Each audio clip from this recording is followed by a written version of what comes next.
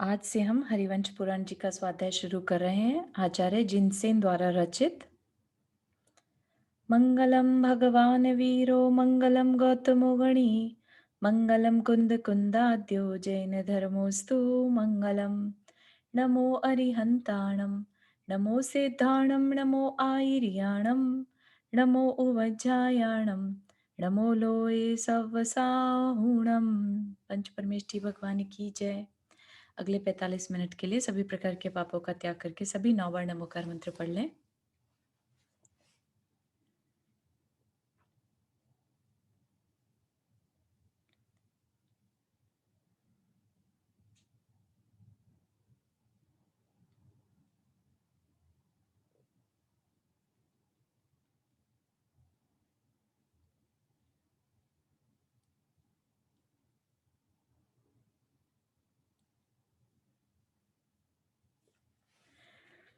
तो आज से हम जो ये हरिवंश पुराण शुरू करेंगे, तो क्यों किसी भी शास्त्र को जब हम शुरू करते हैं और उसकी समाप्ति, उसकी एंडिंग अच्छे से हो जाए, बीच में वो छूटे नहीं, तो उसके लिए अगर हम एक नियम ले लें थ्रू आउट कि जब तक ये पूरा नहीं हो जाता हम इस चीज़ की इसका ये वाला नियम लेते हैं। तो कोई भी सभी अपने-अपने मन में एक नियम कोई भी छोटे से छोटा भी चलेगा, नियम ले लीजिए कि जब तक ये पूरा नहीं होगा तब तक मेरा इस चीज़ की छोड़ है या इस चीज़ का मेरा नियम है। मैं डेली इतनी 9 बार नमोकार मंत्र पढ़ूँगी, कुछ भी मन में आप रख सकते हैं, ठीक है? तो सभी मन में सोच लीजिए।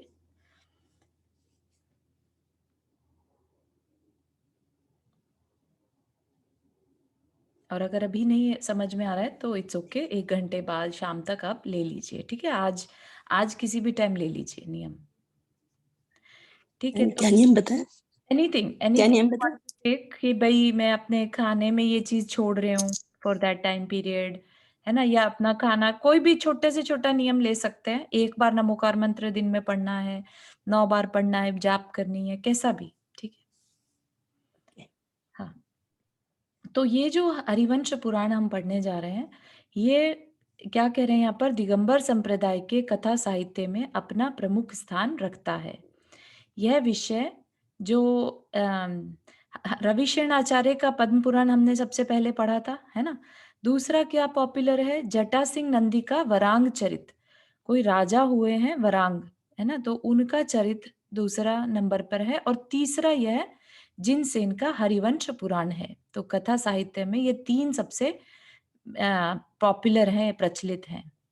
यद्यपि जिनसेन ने अपने हरिवंश में महासेन मतलब एक और आचार्य हुए महासेन जी, उनकी सुलोचना कथा का तथा कुछ अन्य अन्य ग्रंथों का भी उल्लेख किया है, परंतु अभी तक अनुपलब्ध होने के कारण उनके विषय में कुछ कहा नहीं जा सकता। तो क्या हुआ कि अभी स्टार्ट करेंगे ना जब हम, तो आचार्य जो जिनसेन आचार्य थे, उन्होंने सबसे पहले तो 24 तीर्थंकरों को नमस्कार किया। उसके बाद उन्होंने अपने से पहले हो चुके जो आचार्य थे और उनकी पहचान के लिए कुछ-कुछ कृतियाँ उनके नाम लिए। उन्होंने क्या रचनाएँ की थी, उनका नाम। तो उसी में उन्होंने महासेन की सुलोचना कथा, ऐसा बोला। लेकिन उसका कहीं पर अवेलेबिलिटी नहीं है, तो इसलिए कह रहे हैं कि नहीं होने से उसके विषय में कुछ कहा नहीं जा सकता। हरिवंश कर्ता हरिवंश के कर्ता जिनसेन ने अपने ग्रंथ के प्रारंभ में पार्श्व अभ्युदय के कर्ता जिनसेन स्वामी का स्मरण किया है। तो एक जिनसेन तो ये जिन्होंने हरिवंश पुराण लिखा, एक जिनसेन स्वामी वो हैं जिन्होंने पार्श्व अभ्युदय लिखा और अम, उसमें उन्होंने महापुराण जिन्होंने लिखा था, आचार्य जिनसेन जिन्होंने आदि पुराण लिखा और जो ये जिनसेन है ये डिफरेंट है, ठीक है? तो क्या कह रहे हैं कि उन्होंने नाम जब बोला जिनसेन स्वामी का तो पार्श्वबुद्ध नाम लिया, जबकि उनके महापुराण का या आदि पुराण का जिक्र नहीं किया। इसका क्या मतलब है कि इससे विदित यह होता है कि हरिवंश पुराण की रचना के पूर्व तक जिनसेन जो पहले जिनसेन थे, उनके महापुराण की रचना नहीं हुई थी।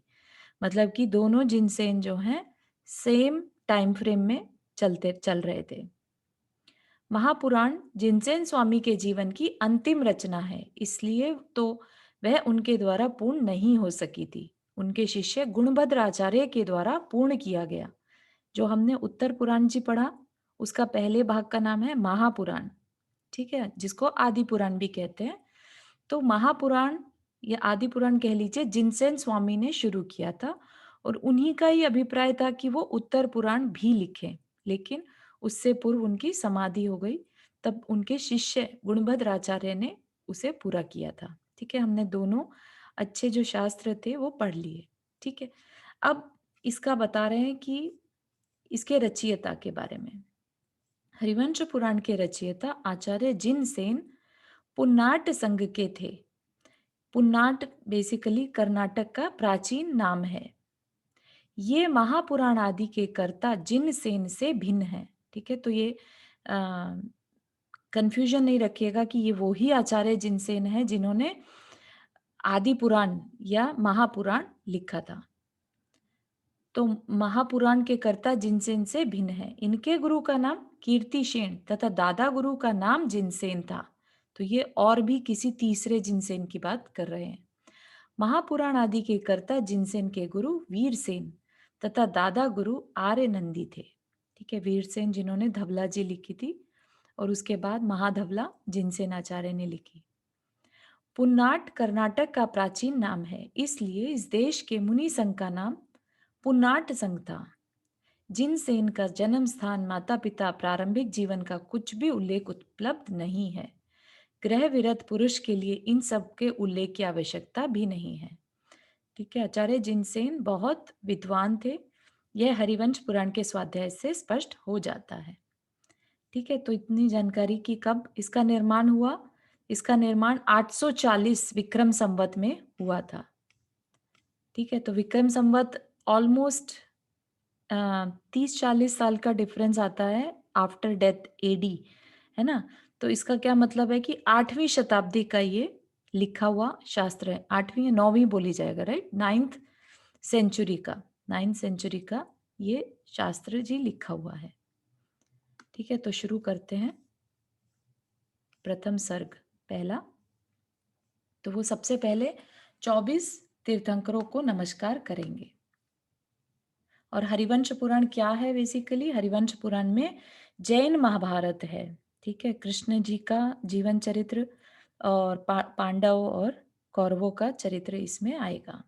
ठीक, और नेमिनाथ भगवान के समकालीन रहने से नेमिनाथ भगवान का भी इसमें जिक्र आएगा। ठीक है, शुरू करते हैं। जो वादी प्रतिवादियों के द्वारा, ये हिंदी भी पढ़ लेते हैं यहाँ पर। यदुकुल जलधि सुचंद्र सम वृषरथ चक्र सुनेमी भव्य कमल दिन कर ज्यों जो जिनेन्द्र सुनेमी देव शास्त्र गुरु को प्रणमी बार बार शिरनाए श्री हरिवंश पुराण की भाषा लिखूं बनाए। तो जिन्होंने पंडित साहित्याचार्य पन्नालाल साहित्याचार्य जो हैं, उन्होंने इसकी हिंदी टीका करी है। तो वो टीका करके कह रहे भाषा, श्री हरिवंश पुराण की भाषा लिखूं बनाए।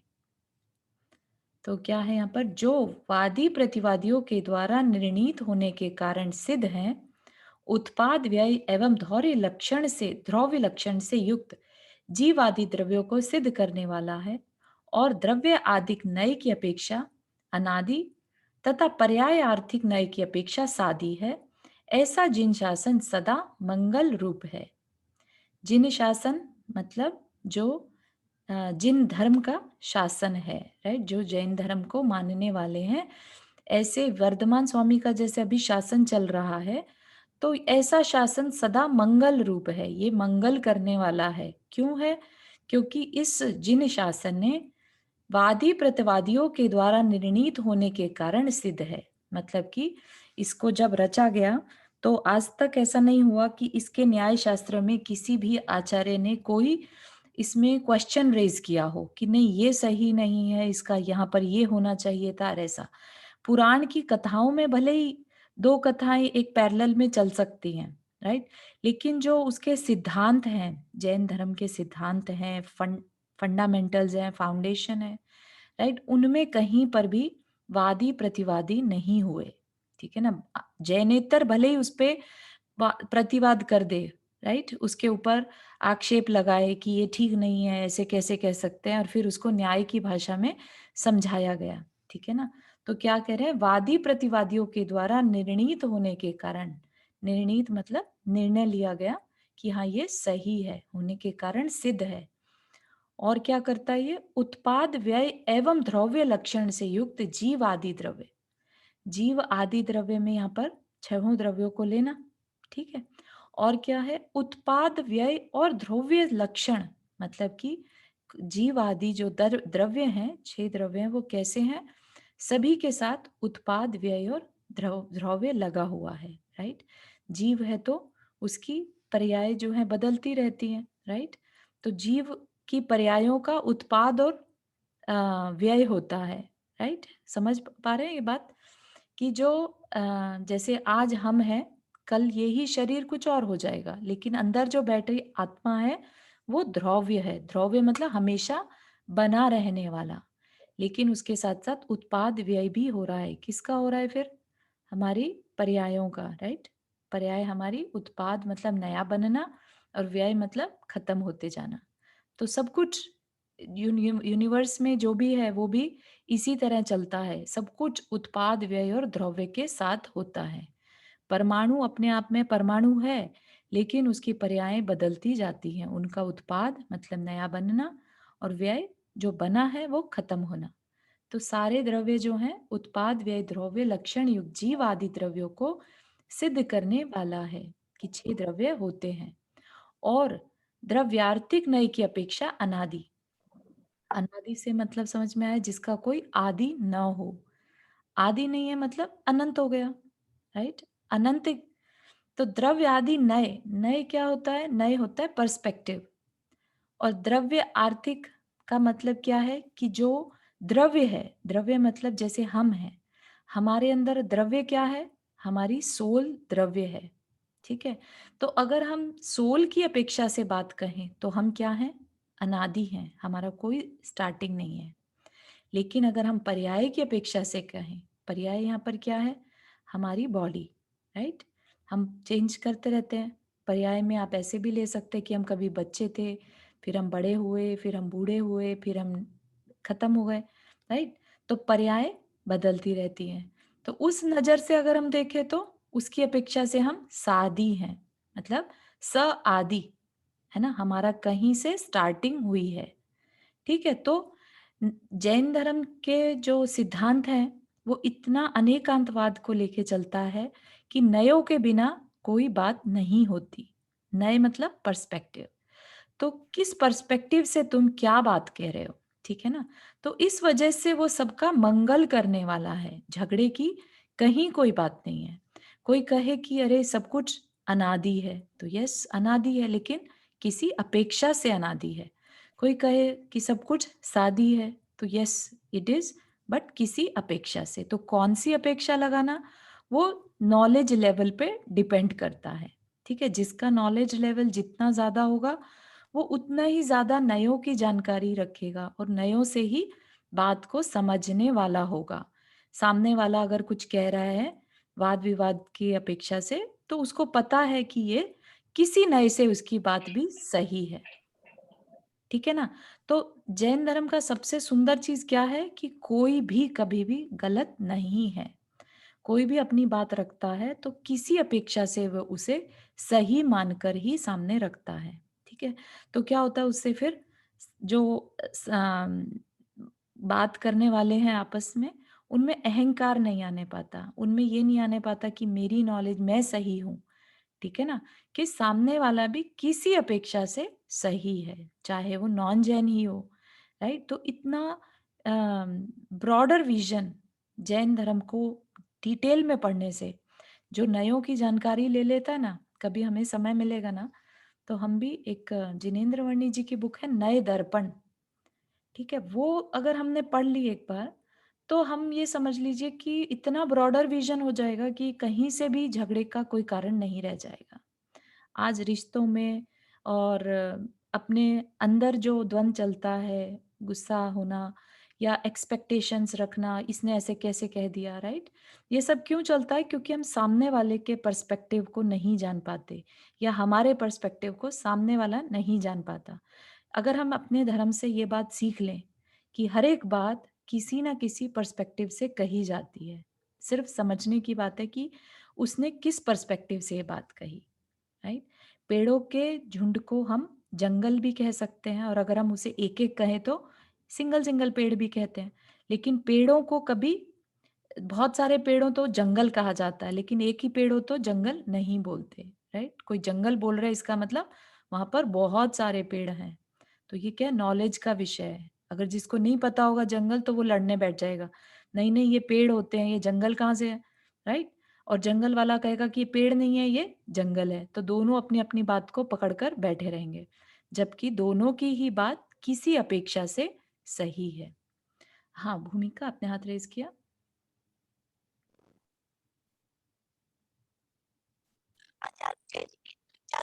आपकी आवाज कट रही है Bhumika, and it's not clear actually. No, चलिए आपका क्वेश्चन अभी रखिए, मे बी थोड़े देर बाद ट्राई करते फिर से। ठीक है, तो ऐसा जिन शासन सदा मंगल रूप हो। तो जो ये आचार्य हैं, 9वीं शताब्दी के आचार्य हैं, इन्होंने बहुत अच्छे से, इनका अध्ययन बहुत गूढ़ रहता है, राइट? और इन्होंने जब जिन शासन को बहुत अच्छे से समझा, तब इनको अंदर से होता है कि जो हमने समझा ऐसा ही बाकी भी समझ पाए, उतने अच्छे से इस जैन धर्म की गहनता को, दृढ़ता, मतलब डेप्थ को समझ पाए। और पुराण जो होता है वो इस चीज में हेल्प करता है हमें। जो जो कर्म सिद्धांत की बातें हम सीखते हैं, यहाँ पर उसका एप्लीकेशन हमें दिखता है, राइट? तो जितने अच्छे आचार्य होंगे, वो उतना ही अच्छा चारों अनुयोगों को प्रथमानुयोग में, पुराण की कथाओं में इंक्लूड करके बता पाते हैं। ठीक है ना? तो इसलिए हम बड़े बड़े आचार्यों के पुराण पढ़ने में अपना समय लगा रहे हैं, ताकि हमें जैन सिद्धांतों का एप्लीकेशन समझ में आए। उससे क्या होता है कि हमारी, हमने तो कभी पढ़ा नहीं जैन सिद्धांत बहुत डिटेल में, राइट? तो उससे क्या, एप्लीकेशन से हम उसको रिलेट कर पाते हैं, क्योंकि कभी ना कभी हम भी उस सिचुएशन में आ सकते हैं। जब हम आते हैं और वो एप्लीकेशन को देखते हैं, तो हमें समझ में आता है कि जैन धर्म या जैन शास्त्र कितनी विशालता लिए हुए है, राइट? सब कुछ इसमें दिया हुआ है, हमारे लाइफ से रिलेटेड जितने भी हमें क्या सोचना चाहिए, क्या करना चाहिए, ये सारे आंसर्स हमें प्रथमान योग में मिलते चले जाते हैं। ठीक है, तो हम इसमें भी हम यही देखेंगे कि ये जो कथाएं आ रही हैं आगे, उनसे हमें अपने लाइफ में क्या सीखना। ठीक है, कहीं पर हमें अपने भगवान के प्रति बहुमान बनेगा, राइट? कहीं पर हमें गुरुओं के प्रति बहुमान आएगा, कहीं पर हमें कर्म सिद्धांत के बारे में पता चलेगा कि पूर्व भाव में कैसे हम सब एक दूसरे से जुड़े हुए रहते हैं। हमारी लाइफ में आज कोई है तो वो पिछले भाव से आ रहा है। तो इस तरह की बातों से लाइफ इजी फील होने लगती है। ठीक है ना? और क्या कह रहे हैं? जिनका शुद्ध ज्ञान रूपी प्रकाश सर्वत्र फैल रहा है, जो लोक और अलोक को प्रकाशित करने के लिए अद्वितीय सूर्य हैं, तथा जो अनंत चतुष्टय रूपी लक्ष्मी से सदा वृद्धिंगत हो हैं, ऐसे श्री वर्धमान जिनेन्द्र को नमस्कार हो। तो सबसे पहले वर्धमान स्वामी को नमस्कार किया, क्योंकि उन्हीं का जिन शासन चल रहा है। ठीक है, तो क्या कह रहे हैं? जिनका शुद्ध ज्ञान रूपी प्रकाश सर्वत्र फैल रहा है, उन्हीं के ज्ञान की वजह से उपदेश मिलता है, राइट? और उपदेश सारी जगह फैलता है। जो जो मतलब उनका ज्ञान लोक और अलोक को प्रकाशित करने के लिए अद्वितीय सूर्य है। अद्वितीय क्यों बोला? क्योंकि सूर्य क्या है, छाया पड़ जाए तो उसका प्रकाश रुक जाता है, बादल सामने आ जाए तो उसका प्रकाश रुक जाता है। लेकिन भगवान के जो ज्ञान का प्रकाश है, वो किसी से भी बाधित नहीं है। तथा जो अनंत चतुष्टय रूपी लक्ष्मी से सदा वृद्धिंगत है। अनंत चतुष्टय मतलब उनके जो चार घातीय कर्म नष्ट होने से जो लक्ष्मी प्रकट हुई। लक्ष्मी मतलब उनकी अंतरंग लक्ष्मी। क्या आती है अंतरंग लक्ष्मी? जो अनंत उनमें वीर्य प्रकट हुआ, राइट? अनंत भोग उपभोग उनके अंदर प्रकट हुए, राइट? ये क्या है बेसिकली? भगवान के पास हर तरह का सुख है अब, राइट? तो वो क्या है? अनंत चतुष्टय रूपी लक्ष्मी से सदा वृद्धिंगत है, ऐसे श्री वर्धमान जिनेन्द्र को नमस्कार हो। तो सबसे पहले नमस्कार करके फिर बाकी के भगवान को 24 तीर्थंकरों को नमस्कार करने वाले हैं। जो सर्वज्ञ हैं, युग के प्रारंभ की सब व्यवस्थाओं के करने वाले हैं तथा जिन्होंने सर्वप्रथम धर्म तीर्थ की प्रवृत्ति चलाई है, उन स्वयं बुद्ध भगवान ऋषभ देव को नमस्कार हो। क्या बोला भगवान ऋषभ देव को? पहले तीर्थंकर थे, राइट? तो उनसे पहले धर्म था ही नहीं, राइट? उससे पहले क्या था? भोग भूमि थी। तो इसलिए स्वयं बुद्ध, जो स्वयं बुद्ध बने हों, बुद्ध मतलब सर्व बुद्धिमान, केवल ज्ञान को प्रकट करने वाले, स्वयं से बने हैं, इसलिए स्वयं बुद्ध वर्ड यूज किया यहाँ पर। और क्या है? वे सर्वज्ञ हैं। हालांकि सर्वज्ञ सारे ही हैं, सारे तीर्थंकर सर्वज्ञ हैं, लेकिन यहाँ पर यूज इसलिए किया कि भाई उनकी हर तीर्थंकर के लिए कुछ ना कुछ अलग सा जो भी उन्होंने किया वो बता रहे हैं, ठीक है ना? सर्वज्ञ है, युग के प्रारंभ की सब व्यवस्थाओं के करने वाले हैं। तो सभी को मालूम है कि ऋषभ देव ने ही 80 कृष्टि व्यवस्थाएं बताई थी, ठीक है ना? तो स्टार्टिंग में जब चतुर्थ काल स्टार्ट हुआ तो उन्होंने सारी व्यवस्था बताई कि कैसे कर्म कर्म करके अपना अपनी लाइफस्टाइल चलाना है ना। और जिन्होंने सर्वप्रथम धर्म तीर्थ की प्रवृत्ति चलाई। तो अब सर्पिणी काल की जो हम काल चक्र पढ़ते हैं उसका हाफ साइड जो है उसकी स्टार्टिंग किसने करी धर्म चक्र की? वहां पर ऋषभ देव भगवान ने, ठीक है? तो इसलिए उनको नमस्कार हो। जिन्होंने अपने ही समान आचरण करने वाले द्वितीय तीर्थ प्रकट किया था तथा जिन्होंने अंतरंग बहिरंग शत्रुओं पर विजय प्राप्त कर ली, ऐसे उन अजित नाथ जिनेन्द्र को नमस्कार हो। ठीक है, तो अपने ही समान आचरण करने वाला द्वितीय तीर्थ प्रकट किया था। द्वितीय तीर्थ किस लिए बोला? सेकंड तीर्थंकर, ठीक है? तो सेकंड तीर्थंकर बने, वो तीर्थ प्रकट किया मतलब उन्होंने अपने आप को तीर्थंकर बनाया, राइट? तो एक तरह से प्रकट किया। तो तथा जिन्होंने अंतरंग बहिरंग शत्रुओं पर विजय प्राप्त कर ली। बहिरंग तो हम सबको समझ में आता है, उनको सब आ, कोई उनका शत्रु बाहर से नहीं था। अंतरंग शत्रु क्या है? कर्म हमारे, राइट? तो उन्होंने अंतरंग और बहिरंग शत्रुओं पर विजय प्राप्त कर ली थी, ठीक है? ऐसे अजितनाथ जिनेन्द्र को नमस्कार हो। जिन संभवनाथ भगवान के भक्त भव्यजन संसार अथवा मोक्ष दोनों ही स्थानों में सुख को प्राप्त हुए थे, उन तृतीय संभवनाथ तीर्थंकर के लिए नमस्कार हो। क्या कह रहे हैं? कि जिनके भक्त भव्यजन, भक्त मतलब जो उनको भक्ति पूर्वक पूजते हैं, उनको क्या मिलता है? संसार में भी सुख मिलता है और मोक्ष में भी सुख। तो दोनों ही स्थानों में सुख को प्राप्त हुए। कौन? भगवान के भक्तजन, भक्त भवेजन दोनों ही स्थानों में सुख को प्राप्त हुए थे, उन भगवान को मैं नमस्कार करता हूँ। हालांकि कहने को ये तीर्थंकर तीसरे के लिए यूज करें, बट ऐसा मत मानिए कि सिर्फ तीसरे में ही ऐसा होता है। सब तीर्थंकरों के भक्त का एक ही रिजल्ट है, ठीक है? लोगों को आनंदित करने वाले जिन अभिनंदन नाथ ने सार्थक नाम को धारण करने वाले चतुर्तीर्थ की प्रवृत्ति की थी, उन श्री अभिनंदन जिनेन्द्र के लिए मन वचन काय से नमस्कार हो। तो उनका नाम ही अभिनंदन, अभिनंदन मतलब जो सबको आनंद दे, ठीक है? तो लोगों को आनंदित नाम करने वाले, उनका नाम सार्थक था। ऐसे भगवान को मन वचन काय से नमस्कार हो।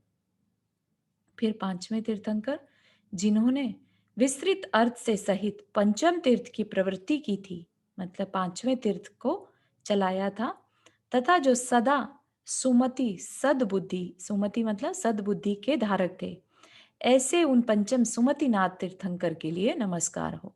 अच्छी सुंदर बुद्धि वाले, है ना, तीर्थंकर को नमस्कार हो।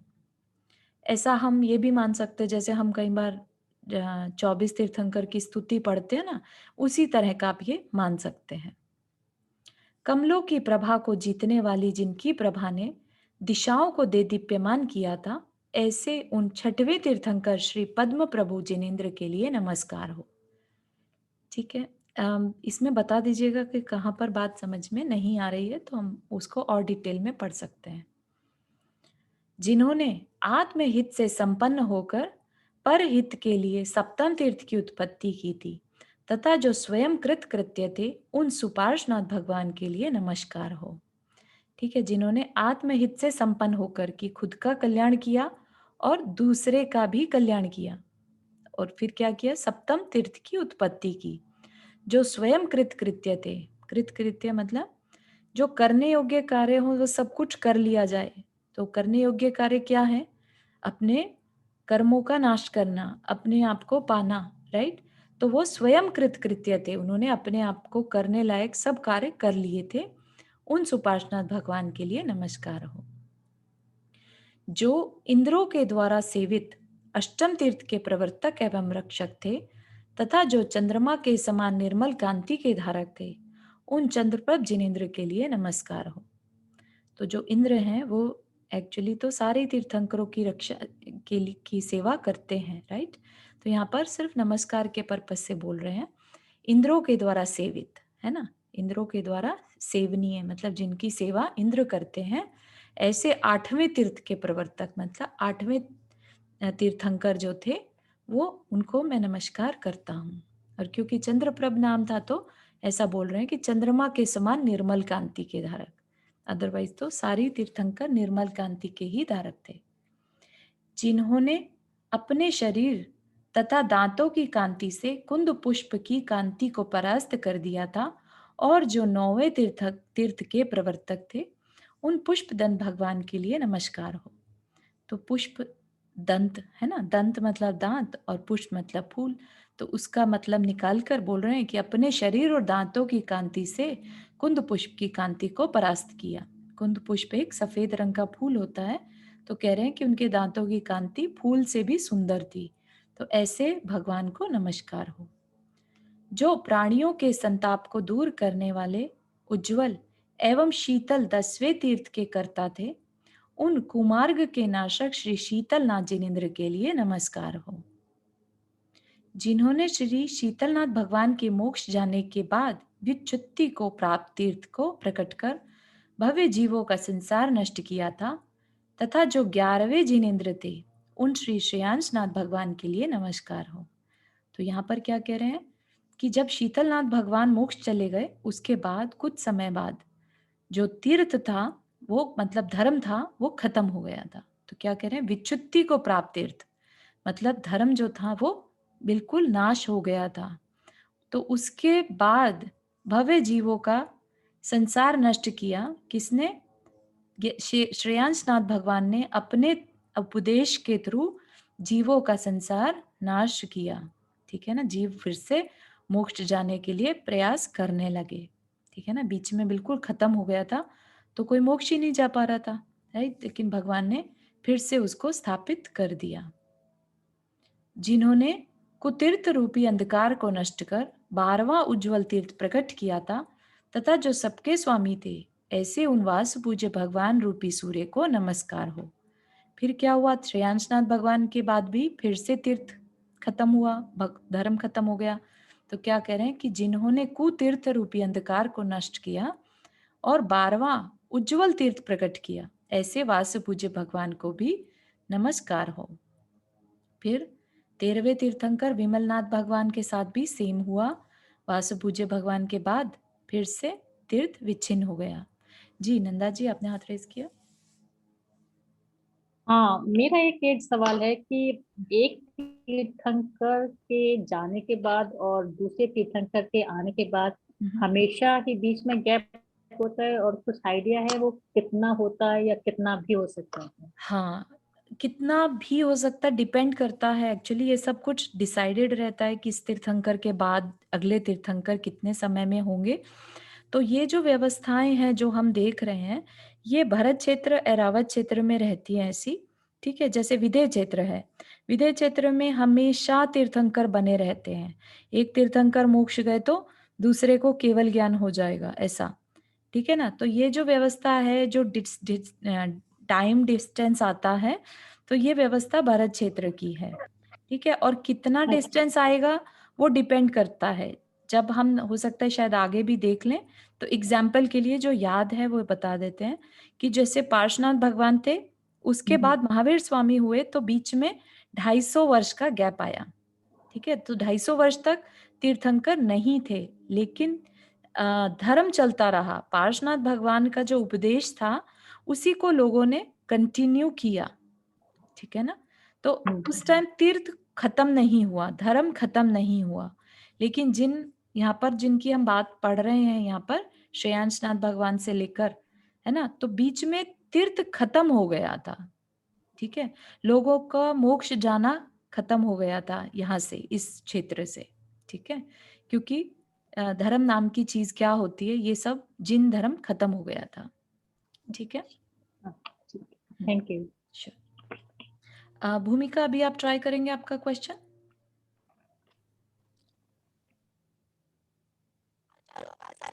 नहीं आ रही है, अभी भी नहीं आ रही है। थोड़ा समथिंग इज रॉन्ग टुडे आपके हाँ, चलिए आगे देखते हैं। जो 14वें तीर्थ के कर्ता थे तथा जिन्होंने अनंत अर्थात संसार को जीत लिया था और जो मिथ्या धर्म रूपी अंधकार को नष्ट करने के लिए सूर्य के समान थे, उन अनंतनाथ जिनेन्द्र को नमस्कार हो। ठीक है, 14वें तीर्थंकर का नमस्कार करते हुए क्या कह रहे हैं? क्या नाम था उनका? अनंत, है ना? तो अनंत अर्थात संसार, जो अनंत संसार है उन्होंने उसको नष्ट कर दिया था। अब वो क्या बन गए थे? सिद्ध बन गए, राइट? तो उनका संसार खत्म हो गया, यानी संसार को जीत लिया था। और जो मिथ्या धर्म रूपी अंधकार को नष्ट करने के लिए सूर्य के समान थे, क्योंकि अनंतनाथ भगवान के समय में भी धर्म का विच्छेद हुआ था। तो क्या चलने लगा था वहां पर भी? मिथ्या धर्म चलने में था, प्रचलन में था। तो उन्होंने क्या किया? मिथ्या धर्म रूपी अंधकार को नष्ट करने के लिए वो सूर्य के समान थे। उन अनंतनाथ जिनेन्द्र को नमस्कार हो। जो अधर्म के मार्ग से पाताल नरक में पड़ने वाले प्राणियों का उद्धार करने में समर्थ 15वें तीर्थ के कर्ता थे, उन श्री धर्मनाथ मुनिंद्र के लिए नमस्कार हो। तो जितना ज्यादा पाप होगा जहां पर, है ना, तो उतना ही जीव जो है पाताल यानी नरक में जाएंगे, राइट? तो अधर्म के मार्ग से पाताल यानी नरक में पड़ने वाले प्राणियों का उद्धार करने में समर्थ, क्योंकि फिर से धर्मनाथ भगवान के समय में भी धर्म का विच्छेद हुआ था। तो क्या होगा? धर्म नहीं होगा तो क्या होगा? पाप होगा, राइट? पाप होगा तो नरक में जाएंगे जीव, राइट? तो इसलिए बोल रहे हैं कि जो नरक में पड़ने वाले प्राणियों का उद्धार करने में समर्थ 15वें तीर्थ के कर्ता थे, ऐसे श्री धर्मनाथ मुनिंद्र के लिए नमस्कार हो। फिर अब जो 16वें तीर्थंकर शांतिनाथ भगवान आए, उनके बाद से फिर धर्म खत्म नहीं हुआ, आज तक भी चलता आ रहा है, इसमें डिस्टरबेंस नहीं आया। इसीलिए शांतिनाथ भगवान को एक स्पेशल पुण्यशाली जीव की संज्ञा भी दी जाती है, कि ऐसा जीव जिसका अभ्युदय, जिसका पुण्य इतना ज्यादा था कि उनके बाद कभी धर्म खत्म नहीं हुआ। होता है ना, जैसे कि एक बहुत पावरफुल सोल, पुण्यशाली सोल अगर कहीं पर है तो सभी को अच्छा फील होता है, राइट?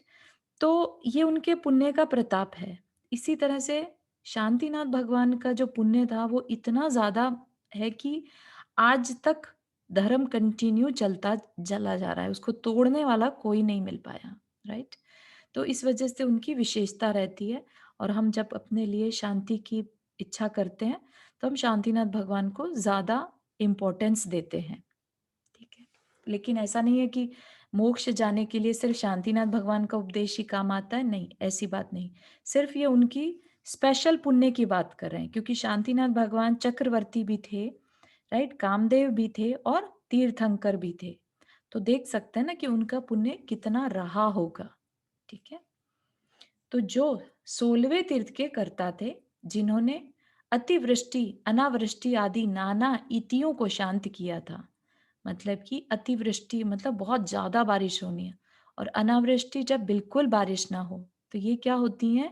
ये नेचुरल कैलेमिटीज होती हैं, राइट? तो उनको क्या कहते हैं? ईति। ईति भीति बोलते हैं ना, ईति भीति व्यापे नहीं जग में, हम अपनी मेरी भावना में पढ़ते हैं। तो क्या है बेसिकली कि भाई ऐसा नेचुरल कोई भी कैलेमिटीज ना हो, राइट? तो उनके होने के बाद ये अतिवृष्टि, अनावृष्टि आदि रीतियां शांत हो गईं। जो चक्र रत्न के स्वामी थे, यानी चक्रवर्ती भी थे और स्वयं अत्यंत शांत थे, उन शांतिनाथ जिनेन्द्र के लिए नमस्कार हो। जिन्होंने 17वां तीर्थ प्रवृत्त किया था, जो विशाल कीर्ति के धारक थे तथा जो जिनेन्द्र होने के पूर्व चक्र रत्न को प्रवृत्त करने वाले चक्रवर्ती थे, उन श्री कुंतुनाथ जिनेन्द्र को नमस्कार हो। तो क्या हुआ था कि शांतिनाथ जिनेन्द्र के बाद दो और तीर्थंकर ऐसे हुए बैक टू बैक।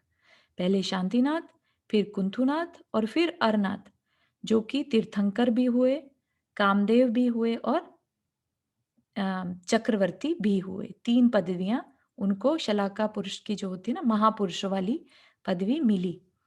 ठीक है? तो क्या कह रहे हैं, 17वां तीर्थ जिन्होंने चलाया, जो विशाल कीर्ति के धारक थे और जो चक्रवर्ती भी थे, उन श्री कुंतुनाथ जिनेन्द्र को नमस्कार हो। जो 18वें तीर्थंकर थे, प्राणियों का कल्याण करने वाले थे और जिन्होंने पाप रूपी शत्रु को नष्ट कर दिया था, उन चक्र रत्न के धारक भी अरनाथ जिनेन्द्र के लिए नमस्कार हो। तो सेम थिंग यहाँ पर, वो भी चक्र रत्न के धारक थे। ठीक है? ऐसे तीर्थंकर जो चक्रवर्ती भी थे उस पर्याय में। तो सोचिए कि जब उन्होंने दीक्षा ली होगी, तो पहले, उससे पहले उन्होंने भी दिग्विजय करी होगी। उतना जो हमने 14 रत्न, 14 निधियां, 9 रत्न और 14 निधियां पढ़ी थी, या 14 रत्न 9 निधियां पढ़ी थी, तो उसके धारक थे, राइट? और सारे 32,000 मुकुटबद्ध राजाओं के स्वामी भी रह चुके थे, संसार की बात कर रहे हैं। उसके बाद दीक्षा जब ली, सब कुछ छोड़ दिया, राइट?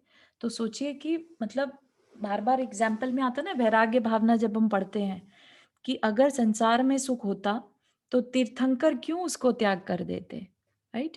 जब भी हमारा मन बहुत ज्यादा इन्वॉल्व हो विषयों में, तब ये वाली लाइन हमेशा याद करनी चाहिए कि अगर विषयों में ही सब सुख होता तो तीर्थंकर क्यों त्याग देते, बने रहते चक्रवर्ती, है ना, बने रहते राजा, सब कुछ लेकिन छोड़ दिया, 96,000 रानियां छोड़ दी, राइट? जितने भी घोड़े, करोड़ों करोड़ों चीजें थी, वो सब कुछ छोड़ दिया। ठीक है ना? तो इसलिए ये चीज हमें यहाँ से सीखने की या याद रखने की है कि कल्याण करना है तो इनके जैसा बनना है। जैसे हम बोल तो देते हैं भगवान हमें भी आपके जैसा बनना है, लेकिन अंदर ही अंदर क्या चलता रहता है कि हमारे को भी सारे विषय मिल जाएं, राइट? तो तब क्या होता है, मन में क्या इच्छा चल रही है, विषय मिल जाए, बाहर में क्या बोल रहे हैं, भगवान हम आपके जैसे बन जाएं, राइट? तो इसलिए कंट्रास्ट होने की, कॉन्ट्राडिक्टरी होने की वजह से हमारी लाइफ में ना तो हम भगवान जैसे बन पाते और ना ही हमारी लाइफ में विषय आ पाते। ठीक है ना? तो इसलिए हमें किसके पीछे जाना, हमें अपने को बिल्कुल क्लियर करके एक साइड पे रहेंगे। अगर धर्म के पीछे जाएंगे, धर्म को क्या बताया, बिन चिंतत बिन चिंते सब कुछ सकल सुख देन। ठीक है ना? तो धर्म क्या है, बिना मांगे सब कुछ देने वाला है। तो हमें क्या मांगना भगवान से, भगवान हम आपके जैसे बने, बस इतना ही। अंदर में कोई इच्छा रखने की जरूरत ही नहीं, क्योंकि जब आपने ये इच्छा रख ली कि भगवान हम आपके जैसे बने, तो भगवान को पहले सारी संपत्ति मिली, राइट? फिर जाके उन्होंने सब कुछ छोड़ना की भी हिम्मत रखी। तो हमारे अंदर वो हिम्मत आए, इसका क्या मतलब है कि हम भी अगर भगवान जैसे तीर्थंकर बनने की इच्छा रखें, तो जैसे जैसे उन्होंने जीवन को जिया, ऐसा हमारा भी हो जाएगा। तो सारे विषय अपने आप आ जाएंगे, मांगने नहीं पड़ेंगे, राइट? तो इसलिए अपना फोकस कहाँ रखना है, ये चीज भी सीखने वाली, प्रैक्टिस में लाने वाली चीज है। फिर 19वें तीर्थंकर के द्वारा अपनी स्थायी कीर्ति स्थापित की थी, तथा जो मोह रूपी महामल को नष्ट करने के लिए अद्वितीय मल थे, ऐसे मल्लीनाथ भगवान के लिए नमस्कार हो। जिन्होंने अपना 20वां तीर्थ प्रवृत्त कर लोगों को संसार से पार किया, उन श्री मुनि सुव्रत भगवान के लिए निरंतर नमस्कार हो। जो मुनियों के में मुख्य थे, जिन्होंने अंतरंग बहिरंग शत्रुओं को नम्रीभूत कर दिया था और जिन्होंने 21वां तीर्थ प्रकट किया था, उन नमीनाथ भगवान के लिए नमस्कार हो। जो सूर्य के समान दे दीप्यमान थे, हरिवंश रूपी पर्वत के उत्तम शिखामणि थे और 22वें तीर्थ रूपी उत्तम चक्र के नेमी। नेमी होता है बेसिकली, आपने चक्र देखा हो, चाक होती है ना, कुम्हार की चाक, उसके बीच में जो सर्कल होता है जिससे वो पकड़ के वो घुमा पाता है, राइट, वो नेमी कहलाती है, जिससे कि चक्र कंट्रोल होता है, राइट। तो वो उत्तम चक्र के नेमी, चक्र के नेमी मतलब अम, उसको चलाने वाले, राइट, उसी के नेमी के द्वारा ही चलता है। तो नेमी स्वरूप थे, उन अरिष्ट नेमी तीर्थंकर के लिए नमस्कार हो। नेमीनाथ भगवान का दूसरा नाम जो दूसरा है, अरिष्ट नेमी भी कहते हैं। और ये जो नेमीनाथ भगवान है वो हरिवंश रूपी पर्वत, मतलब जो अब हरिवंश चलेगा, जिसको हम जानेंगे, राइट, तो उनके पर्वत के उत्तम शिखामणि थे, क्योंकि इस काल में जब श्री कृष्ण थे नारायण, राइट, बलभद्र थे, और ऐसे में ही जो जरासंध थे वो प्रति नारायण थे, तो उसमें उत्तम शिखामणि यानी उत्तम कौन थे, उत्तम पुरुष में नेमिनाथ भगवान का नाम आएगा, राइट। तो नेमिनाथ भगवान को नमस्कार हो, जो 23वें तीर्थ के धर्ता थे तथा जिनके ऊपर पर्वत उठाकर उपद्रव करने वाला असुर धर्मेंद्र के द्वारा नष्ट किया गया था, वे पार्श्वनाथ भगवान जयवंत हों। 23वें तीर्थंकर की कहानी मोस्टली सबको मालूम ही होगी कि उपद्रव सबसे ज्यादा हुए उनके ऊपर, इसीलिए उन्हें उपसर्ग विजेता के नाम से भी जानते हैं, राइट। उपसर्ग, जब कभी लाइफ में उपसर्ग आता है, बहुत ज्यादा तकलीफ का समय आता है, तो हम पार्श्वनाथ भगवान को याद करते हैं कि जैसे भगवान ने अपने उपसर्गों को शांत रहकर सहन किया था, राइट। भगवान चाहते तो प्रतिकार कर सकते थे, अपनी विद्याओं को यूज कर सकते थे, लेकिन उन्होंने कैसे उसको हैंडल किया, उपसर्गों को शांत रहकर, कि ये मेरे ही कर्म का उदय है, इसमें प्रतिकार नहीं करना। ऐसी शांति उन्होंने कितने भवों तक रखी थी, 10 भवों तक, राइट। तो इतना करते करते इतना शांत, उन्हें हर भव में रहना, राइट, उसको माफ करते जा रहे, माफ करते जा रहे, और अल्टीमेटली उन्होंने इतना करुणा कि अपने जो शत्रु, जिस जो कि उपसर्ग कर रहा है, उसका तक उपकार कर दिया, उस असुर को सम्यक दर्शन हो गया। इस प्रकार इस अवसर्पिणी के तृतीय और चतुर्थ काल में धर्म तीर्थ की प्रवृत्ति करने वाले जो जिनेंद्र हुए हैं, वे सब हम लोगों की सिद्धि के लिए हों। अवसर्पिणी के तृतीय और चतुर्थ काल में, यहाँ पर क्यों दोनों को यूज किया, क्योंकि ये जो अवसर्पिणी काल चल रहा है, जिसका कि पंचम काल में हम हैं, राइट, और जो तीर्थंकर हो चुके हैं वो तृतीय और चतुर्थ काल में हुए, ठीक है। जो हमारी जैन तत्व विद्या क्लास है, हम उसमें ये सब पढ़ रहे हैं, राइट, डिटेल में। तो हुंडा अवसर्पिणी काल की अवसर्पिणी ये चल रही है, हुंडा अवसर्पिणी, जिसमें कि तीर्थंकर तृतीय काल में से ही शुरू हो गए, ठीक है। अदरवाइज हमेशा चतुर्थ काल में ही होते हैं सारे। तो क्योंकि ये हुंडा अवसर्पिणी है, इसलिए बोला यहाँ पर तृतीय और चतुर्थ काल में। ऋषभ देव जो है तीसरे काल में ही होकर और तभी वहीं से मोक्ष चले गए, ठीक है। और बाकी तीर्थंकर चतुर्थ काल में हुए। तो ऐसे सभी तीर्थंकर जिनेंद्र भगवान हम सबके लिए सिद्धि का कारण बने, जो भूतकाल की अपेक्षा अनंत हैं, वर्तमान की अपेक्षा संख्यात हैं और भविष्य की अपेक्षा अनंतानंत हैं। वे अरिहंत सिद्ध आचार्य उपाध्याय और साधु समस्त पंच परमेष्टि सब जगह तथा सब काल में मंगल स्वरूप हों। पंच परमेष्टि को क्या कहते हैं, मंगल, है ना, हम पढ़ते हुए ना चत्तारी मंगल, तो उसमें ये पांचों परमेष्टि आ जाते हैं, ये ही मंगल स्वरूप हैं। भूतकाल की अपेक्षा अनंत क्यों कहा, क्योंकि जितनी भी अभी तक की 24 बीत चुकी हैं, नो वन नोज कितनी बीत चुकी है, क्योंकि ये जो संसार है ये अनंत काल से चलता आ रहा है, तो अनंत काल में अनंत 24 हो चुकी हैं, इस वजह से भूतकाल की अपेक्षा अनंत। वर्तमान की अपेक्षा संख्यात, क्योंकि हम काउंट कर सकते हैं, वर्तमान में 24 तीर्थंकर इस अवसर्पिणी काल में हुए, ठीक है। और भविष्य की अनंतानंत, फ्यूचर में कितनी होंगी, नो वन नोज, राइट। तो अनंतानंत, अनंत मतलब अनंत का भी अनंत, अनंतानंत, ऐसे ये सब परमेष्टि मंगल स्वरूप हों। हाँ नंदा जी, आपने हाथ रेस किया। हाँ, मेरा क्वेश्चन ये है कि अभी व्हाट्सएप पर ही किसी ने भेजा था कि भविष्य के तीर्थंकर, वर्तमान और हाँ, हाँ। भूतकाल के हाँ तीर्थंकर, जी। उनके नाम भी लिखे हुए ठीक थे। है।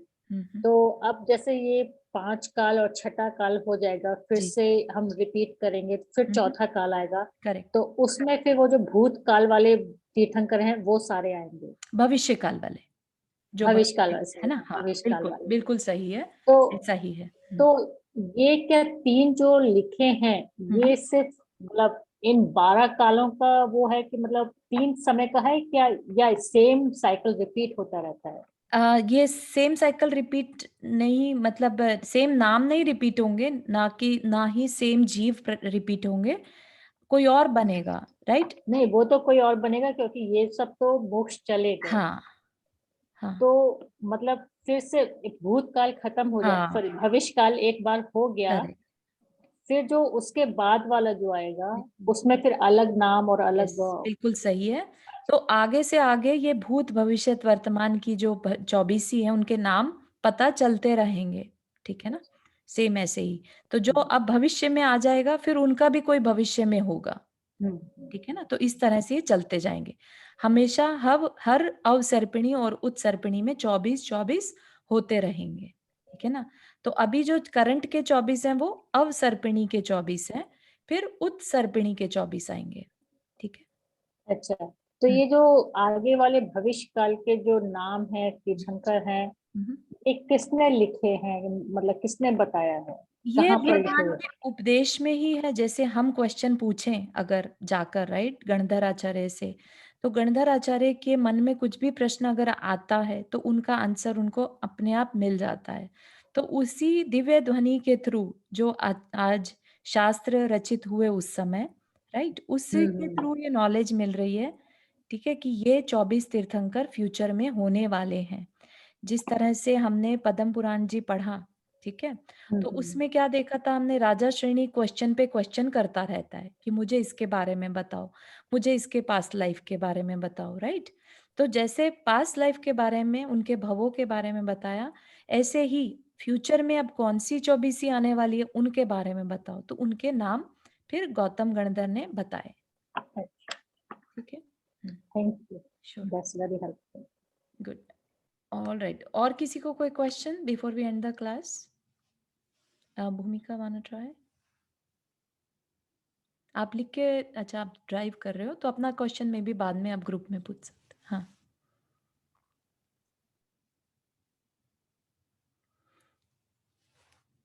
चलिए, जिनवानी स्तुति। जा वाणी के ज्ञान से सूझे लोकालोक, सो वाणी मस्तक धरो सदा देतु दो।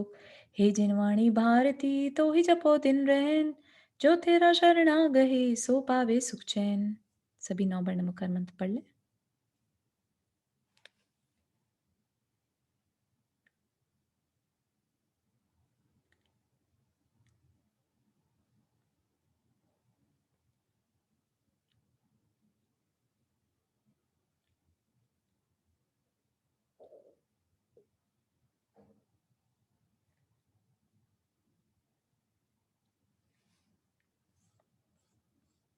सभी को जय जिनेन्द्र। जय जय जिनेन्द्र। जिनेन्द्र सभी को। जय जिनेन्द्र।